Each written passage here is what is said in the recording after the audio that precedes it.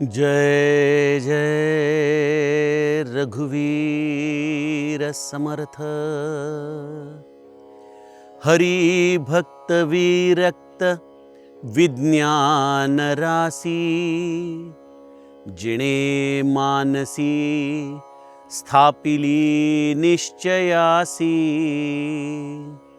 तया दर्शने स्पर्शने पुण्य जोडे, तया भाषणे नष्ट संदेह मोडे। जय जय रघुवीर समर्थ। श्रोता वक्ता श्रीराम समर्थ। जय जय रघुवीर समर्थ। श्रीराम आपल्या सर्वांच्या हृदयस्थ वसणाऱ्या आत्मारामास साष्टांग प्रणिपात करून मनोबोध एक अंतरयात्रा हा श्री समर्थ रामदास स्वामी विरचित मनाच्या श्लोकांचा जो आपण अभ्यास करत आहोत, सज्जन हो, आज आपण त्यातील श्लोक क्रमांक 133 याचं चिंतन पाहणार आहोत। आपण गेल्या काही श्लोकांमधून हा संत आपल्या जीवनामध्ये कशा पद्धतीने घडत असतो, ज्याने हृदयामध्ये निरंतर या रामभजनाला धरलेलं आहे, त्या रामभजनाच्या आधाराने या संतामध्ये कुठल्या कुठल्या गुणात्मक अवस्था आपल्याला दिसून येतात, त्यामध्ये साधकापासून तो सिद्धावस्थेपर्यंत त्याचा प्रवास कसा होतो, तो कुठल्या पद्धतीने अनुशासन आपल्या जीवनामध्ये सांभाळतो, या सगळ्याचं चिंतन आपण काही श्लोकांमधून करत आहोत। त्यापैकी काही अत्यंत मूलभूत साधक प्रवृत्तीच्या खुणगाठा आपण गेल्या श्लोकामध्ये बघितल्या। तो कसा आहे तर तो विचारून बोलतो, विचार करून बोलतो, विचार करून कृती करतो, विवेकाच्या अधिष्ठानावरती त्याची कृती चालते आणि त्याचप्रमाणे त्याच्या केवळ सहवासाने देखील अनेक दुःखी जीव शांत होतात, समाधानी पावतात। त्याचं चालणं, त्याचं बोलणं हे अत्यंत धर्माधिष्ठित असतं, त्याचं आचरण अत्यंतिक शुद्ध असतं। असा हा साधक वृत्तीचा रामदासी जो समर्थांना अभिप्रेत आहे, त्याचं चिंतन आपण गेल्या श्लोकामध्ये बघितलं। सज्जनो, साधक आणि सिद्ध ह्याच्यामध्ये तसं बघितलं तर फार जास्त फरक नाही। समर्थांनी जर 5व्या दशकातल्या साधक आणि सिद्धांच्या लक्षणांचा आपण एकत्रित अभ्यास केला तर आपल्या लक्षात येतं की या दोघांमध्ये केवळ एकच फरक आहे, आणि तो म्हणजे साधकाच्या अंतःकरणामध्ये काही संदेह शिल्लक असतात, जे साधनेच्या आधाराने निघत असतात, परंतु सिद्ध मात्र निसंदेह असतो, त्याच्यामध्ये कुठल्याही प्रकारचा संदेह किंवा संशय नसतो। हाच साधक आणि सिद्धामधला फरक आहे। गुणधर्मांच्या आधाराने दोघेही सारखेच दिसतात, पण ही निसंशय अवस्था ही सिद्धाची असते। अशा या निसंशय अवस्थेमध्ये हा सिद्ध कसा दिसतो, कसा राहतो, त्याचे गुणधर्म काय, हा कदाचित आपल्यापैकी प्रत्येकालाच पडणारा प्रश्न आहे। समर्थांनी देखील दासबोधामध्ये ती उत्कंठता अगदी शिगेला नेली की खरोखर ही काया कशी लखलखू लागते हे आत्मज्ञान झाल्यानंतर त्याची नेमकी अवस्था काय असते, या सगळ्या बाह्यांगाने चर्मचक्षुने तपासायच्या अवस्था नाहीत, या तर सगळ्या हृदयाने संवेदना जाणण्याचा हा मार्ग आहे। तो सिद्ध आपल्याला सापडणं, त्याची अनुभूती येणं आणि त्याचा सहवास लाभणं हे अत्यंतिक कठीण आहे, अत्यंतिक दुर्लभ आहे। आपल्याला जीवनाची खूप सारी पुण्याई असेल तरच कदाचित या अशा सिद्ध महापुरुषाचं दर्शन होऊ शकतं, या सिद्ध महापुरुषाचे गुणधर्म लक्षात येऊ शकतात। हा सिद्ध कसा आहे, समर्थ त्याची काही लक्षणं आपल्याला आजच्या श्लोकामध्ये सांगतात। काय म्हणते समर्थ माऊली? हरिभक्त विरक्त विज्ञान रासी। साधक असो, बद्ध असो, मुमुक्षु असो किंवा सिद्ध असो, एक गोष्ट अत्यावश्यक आहे, भजन हे कुठल्याही स्थितीमध्ये थांबता कामा नये. बद्ध देखील भजन करतो आणि सिद्ध देखील भजनाशिवाय राहू शकत नाही. जसं जीवन जगण्यासाठी आपल्याला प्राणवायू अत्यावश्यक आहे, कोणाला सांगावं लागतं का की या स्थितीमध्ये प्राणवायू घ्या आणि या स्थितीमध्ये प्राणवायू घेऊ नका? कुठल्याही अवस्थेमध्ये जसा प्राणवायू अत्यावश्यक आहे, त्याप्रमाणे परमार्थामध्ये तुम्ही बद्ध असा की सिद्ध असा, हरिभजनाशिवाय न राहणं, हरिभक्त होऊन राहणं हे अत्यावश्यक आहे. बद्धाची कदाचित भक्तीची अवस्था खंडित असेल, साधक देखील निरंतरता टिकवण्यामध्ये अपयशी ठरेल, परंतु सिद्धाला मात्र ते स्वातंत्र्य नाही. तो निरंतर हरिभक्ती या स्थितीमध्ये असतो, हरिभक्त. आणि अशा हरिभक्तीसाठी त्याला या दृश्य जगामध्ये कुठलाही प्रकारचं आसक्ती, कुठल्याही प्रकारचा ममतेचा पाश हा कधी धरतच नाही. बघा, आमचं भजन का सुटतं? कारण या दृश्य जगाचं आकर्षण आम्हाला ओढून घेतं. पैसा असो, सौंदर्य असो, एखाद्या वस्तूचा भोग असतो, या सगळ्या गोष्टी या भजनाला बाधक आहेत. परंतु सिद्धावस्थेमध्ये एक अत्यंत महत्त्वाची गोष्ट समर्थ सांगतात की हरिभक्त तर तो आहेच, पण त्याचबरोबर तो विरक्त आहे. दासबोधामधली विरक्त लक्षणं जेव्हा आपण वाचतो तेव्हा कळतं की या विरक्ताची मानसिक अवस्था काय असते. तो कशामध्ये रक्तच होत नाही, तो कशामध्ये रतच होत नाही, त्याला कुठलीही गोष्ट बांधूनच ठेवू शकत नाही. त्याला केवळ एकच गोष्ट अत्यंत मनापासून आवडते आणि ते म्हणजे हरिभजन. असा हा हरिभक्तीमध्ये निरंतर रत असलेला, या दृश्य जगाच्या असलेल्या आसक्तीमधून सुटलेला हा सिद्ध या हरिभजनाच्या आधाराने एका अत्यंत महत्त्वाच्या पदावरती जाऊन पोहोचलेला असतो. ते पद आहे विज्ञान राशी. आपल्यापैकी अनेक लोक म्हणतील, हे ज्ञान आणि विज्ञान यामधला काय फरक आहे?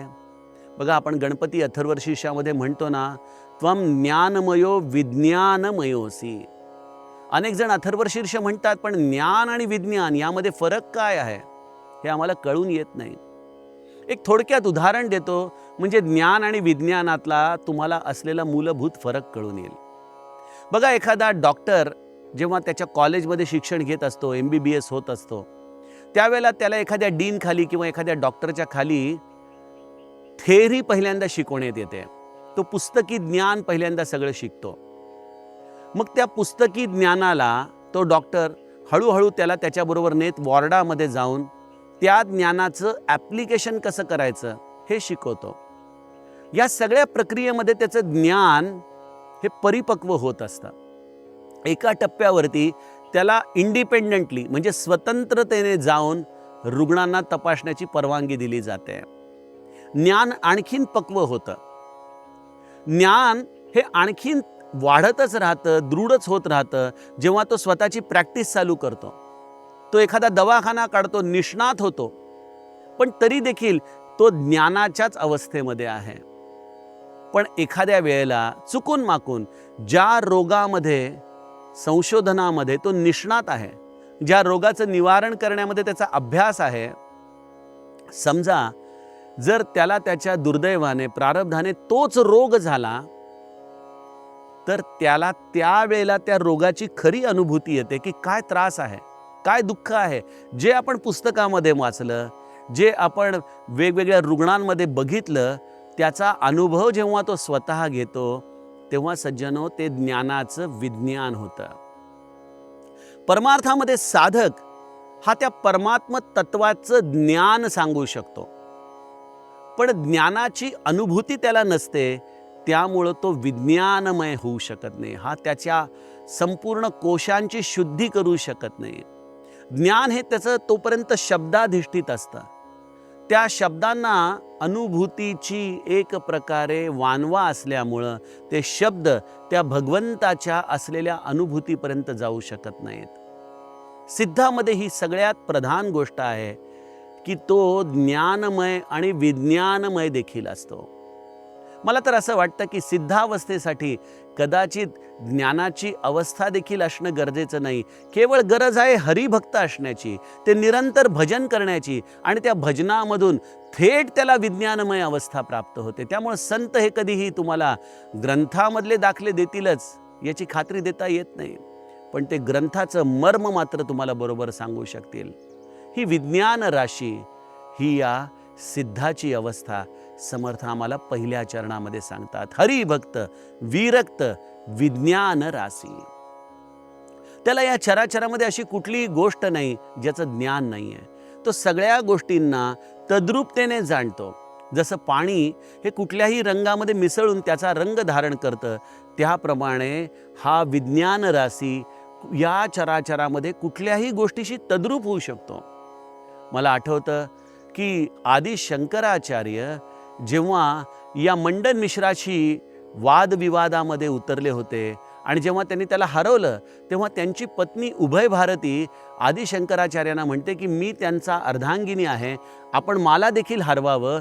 आणि तिने त्यांच्याशी वाद करण्यासाठी कुठला विषय घ्यावा, तर कामशास्त्राचा विषय तिने घेतला. आता बघा, एक स्त्री समोर बसलेली आहे, समोर एक विरक्त ब्रह्मचारी संत बसलाय आदि शंकराचार्यांचा, आणि विषय आहे कामशास्त्र, ज्याचा अनुभव आदि शंकराचार्यांना नाही. आणि उभय भारतीने प्रश्न विचारायला सुरुवात केली. त्यावेळेला शंकराचार्य तिला म्हणाले की माय, या विषयावरती वाद करण्यासाठी मला काही अवधी लागेल. तिने अवधी दिला. काय करावं आदि शंकराचार्यांनी? एक अत्यंत काम भावनेने लिप्त असलेला राजा, आपल्या अनेक राण्यांच्या समवेत भोग घेणारा, तो काही काळास्तव त्याचा देह निवर्तला, त्याचं निधन झालं. आदि शंकराचार्यांनी वायुमार्गाने त्या राजाच्या देहामध्ये प्रवेश केला आणि त्या देहामध्ये प्रवेश करून पुनश्च त्याला जिवंत केलं. त्या जिवंत झालेल्या राजाने कशा पद्धतीने या सगळ्या भोगांचा आपल्या मनस्थितीच्या आधाराने आनंद घेतलाय, या सगळ्या गोष्टी आदि शंकराचार्य त्या देहामध्ये राहून जाणतात.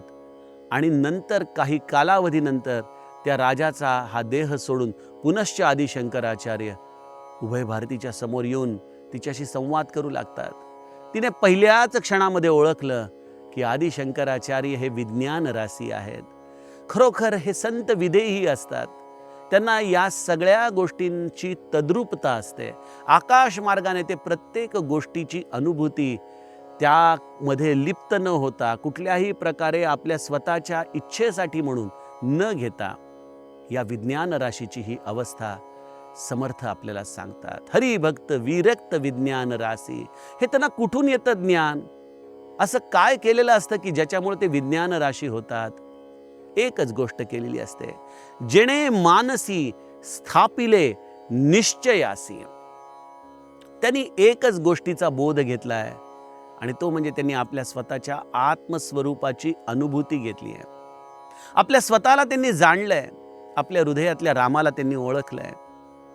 आणि एकदा का त्याला ओळखलं आणि त्या स्वरूपाशी आपण तद्रूप झालो, संलग्न झालो, की सज्जनो, देहामध्ये असूनही आपण विदेही होतो.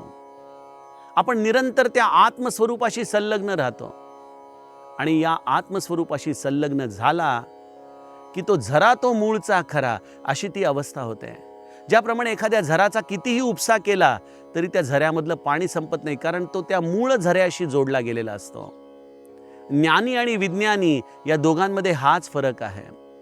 सुंदरकांडामध्ये हनुमंत रावणाला म्हणतो, सजल मूल जिन सरितन नाही, बरशी गये पुनी तबही सुखाई. ज्या नद्यांना मूळ नाही, ज्या नद्या केवळ पावसाच्या पाण्यावर वाहतात, त्या पावसाळा संपता क्षणी आटून जातात. परंतु जो झरा असतो, जो मूळचा असतो, तो मात्र निरंतर वाहत राहतो, प्रवाही राहतो. विज्ञान राशी जीव आणि ज्ञानी यामध्ये हा मूलभूत फरक आहे की ज्ञानी हा बुद्धीच्या आधाराने बोलतो, ज्ञानी हा पुस्तकाच्या आधाराने बोलतो, ग्रंथाच्या आधाराने बोलतो. जर त्या गोष्टी त्याच्याजवळ नसतील तर तो ज्ञानी आपलं ज्ञान प्रगट करू शकत नाही, परंतु विज्ञान राशी मात्र आपल्या हृदयस्थ असलेल्या रामाच्या चिंतनामध्ये आहे. तो त्याच्याशी निमग्न झालाय, तद्रूप झालाय. अशा आत्मारामाशी तद्रूप झालेल्या हरिभक्ताला कधीच शब्दांची उणीव भासत नाही, ज्ञानाची उणीव भासत नाही. असा हा सिद्ध ज्ञानमय आहे, विज्ञानमय आहे, विरक्त आहे, हरिभक्त आहे. पण मग त्याचा उपयोग जनमानसाला काय, समाजाला त्याच्यापासून काय मिळतं? समर्थ या सिद्धाची असलेली अवस्था समाज मनाच्या दृष्टीने देखील सांगतात. काय म्हणतात? तया दर्शने स्पर्शने पुण्य जोडे. त्याचं दर्शन होणं हे महत् भाग्य आहे. त्याला केवळ बघितलं, त्याची ती प्रसन्नता अनुभवली, तरी मनुष्य हा स्वाभाविकपणे शांत होऊन जातो. तया दर्शने. आणि कदाचित आपला पुण्यांश जर खूप फळला असेल ना सज्जनो, बघा प्रेमाची अशी अवस्था असते ना की हे सिद्ध म्हणजे एक प्रकारे मॅग्नेट्स असतात. त्या मॅग्नेटिक एरियामध्ये तुम्ही गेला की कसं ते लोखंडाला खटकन ओढून घेतं, तसं हे परीस आमच्यासारख्या लोखंडांना क्षणामध्ये ओढून घेतं त्याच्याजवळ. तया दर्शने. त्याचं दर्शन होतं, आपण फटकन ओढले जातो. असं वाटतं की ह्यांचा सहवास मिळावा, यांच्याशी आपलं बोलणं व्हावं, ह्यांनी आपल्याला काहीतरी सांगावं. तो त्याच्याजवळ रेंगाळू लागतो आणि एखाद्या दिवशी त्या सिद्धाची दृष्टी आपल्यावरती पडते. आपल्याला म्हणतात, काय कसे आहात तुम्ही? आणि जेव्हा असा सिद्ध आपल्याशी बोलतो, तया दर्शने स्पर्शने पुण्य जोडे, तया भाषणे नष्ट संदेह मोडे. त्याने आपल्याशी केलेले 2 शब्दाचा संवाद असो, केवळ एखादी दृष्टी जरी त्याची आपल्यावरती पडलेली असो, त्याची या दृष्टीच्या स्पर्शाने देखील सज्जनो आपल्या मनामधले अनेक संदेह मावळले जातात. अज्ञानाचे असलेले मोठे मोठे पर्वत कोसळून पडू लागतात. अशा या सिद्ध पुरुषाने, त्याच्या स्पर्शाने जर आमच्या पाठीवरून हात फिरवला ना, तर मोरपिसाने जशी आपल्या मनाची अवस्था होते स्पर्शाने, तशी सिद्धाच्या स्पर्शाने आमच्यासारख्या जीवांची अवस्था होऊन जाते. तया दर्शने स्पर्शने पुण्य जोडे, तया भाषणे नष्ट संदेह मोडे. ब्रह्मानंद महाराजांची आठवण येते. ब्रह्मानंद महाराज पंढरपूरला जायला निघालेले आहेत महाराजांच्या समवेत, आणि टांग्यामध्ये महाराज बसले. तर अशा आपल्या महाराजांच्या जवळ आपण कसं बसावं मांडीला मांडी लावून? म्हणून ब्रह्मानंद महाराज टांग्याच्या बरोबर चालू लागले, पळू लागले. गोंदवले पंढरपूर अंतर काही कमी नव्हतं सज्जनो. एवढं सगळं अंतर धावताना पाय ठेचकाळत होते, रक्त येत होतं, काटे कुटे लागत होते.